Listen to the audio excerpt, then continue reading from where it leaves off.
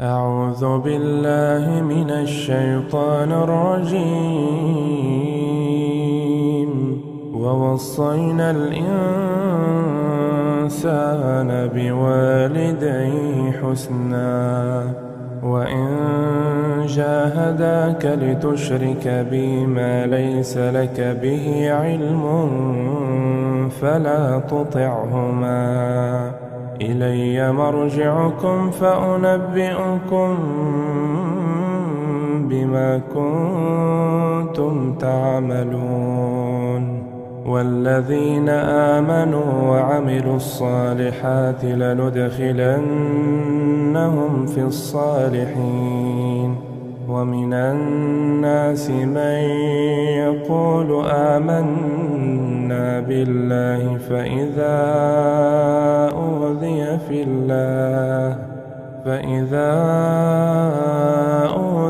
في الله جعل فتنة الناس كعذاب الله ولئن جاء نصر من ربك ليقولن إنا كنا معكم أوليس الله بأعلم بما في صدور العالمين. وليعلمن الله الذين آمنوا وليعلمن المنافقين. وقال الذين كفروا للذين آمنوا اتبعوا سبيلنا ولنحمل خطاياكم وما هم بحاملين من خطاياهم من شيء إنهم لكاذبون.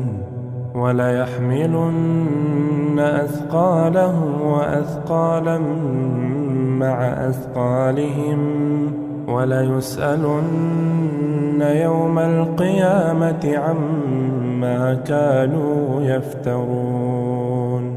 ولقد أرسلنا نوحا إلى قومه فلبث فيهم ألف سنة إلا 50 عاما فأخذهم الطوفان وهم ظالمون فأنجيناه وأصحاب السفينة وجعلناها آية للعالمين. وإبراهيم إذ قال لقومه اعبدوا الله واتقوه ذلكم خير لكم إن كنتم تعلمون. إنما تعبدون من دون الله أوثانا وتخلقون إفكا إن الذين تعبدون من دون الله لا يملكون لكم رزقا فابتغوا عند الله الرزق واعبدوه واشكروا له إليه ترجعون. وإن تكذبوا فقد كذب من قبلكم وما على الرسول إلا البلاغ المبين. أولم يروا كيف يبدئ الله الخلق ثم يعيده إن ذلك على الله يسير.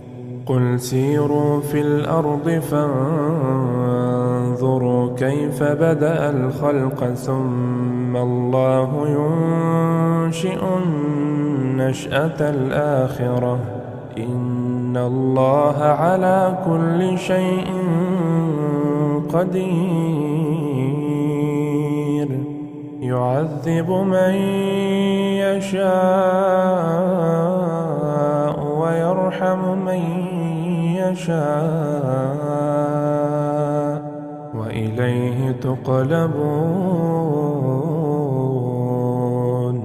وما أنتم بمعجزين في الأرض ولا في السماء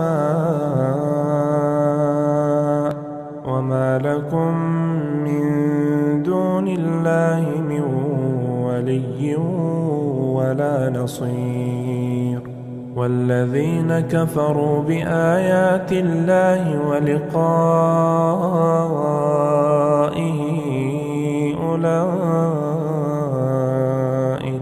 أولئك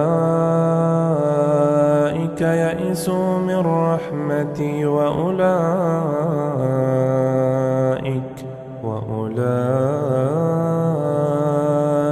لهم عذاب أليم فما كان جواب قومه إلا أن قالوا اقتلوه أو حرقوه فأنجاه الله من النار إن في ذلك لآيات لقوم يؤمنون وقال إنما اتخذتم من دون الله أوثانا مودة بينكم في الحياة الدنيا ثم يوم القيامة يكفر بعضكم ببعض ويلعن بعضكم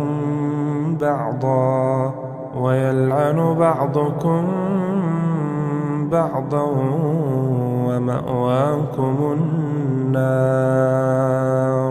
ومأواكم النار وما لكم من ناصرين